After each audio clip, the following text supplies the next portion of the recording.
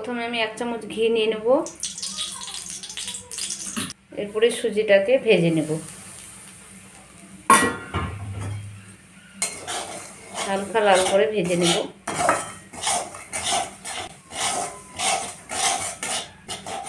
সুজিটাকে 1 চামচ ঘি দিয়ে লাল করে ভেজে নিলাম। এবার বন্ধ করে দেব। এর মধ্যে আমি দুধ দিয়ে দেব।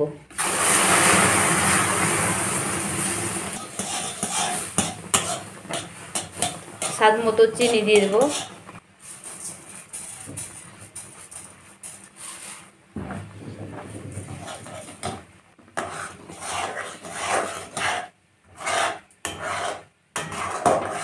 এর মধ্যে আপনারা নারকেলও দিতে পারেন, আমার কাছে আজকে নারকেল নেই, তার জন্য দিলাম না।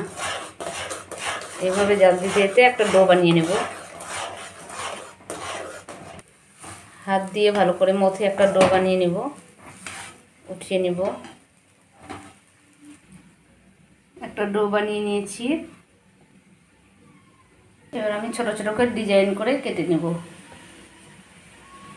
হাতে একটু ঘি লাগিয়ে নিয়েছি।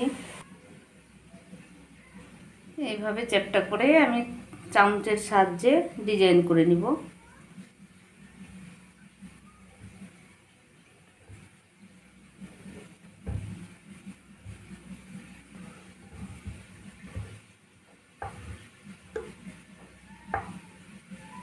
এইভাবে চামচ দিয়ে সবগুলোকে ডিজাইন করে নিব। সবগুলোকে সেম প্রসেসে আমি বানিয়ে নিলাম। এবার আমি তেলের মধ্যে ভেজে নিব। তেল দিয়েছি, গরম হয়ে গেছে। এবার দিয়ে দেবো একটা একটা করে। বিসমিল্লাহ।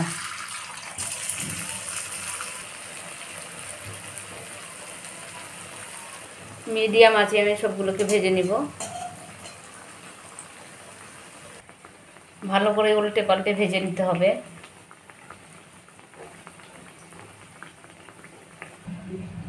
সবগুলো ভাজা হয়ে গেছে আমার, দেখেন কত সুন্দর হয়েছে।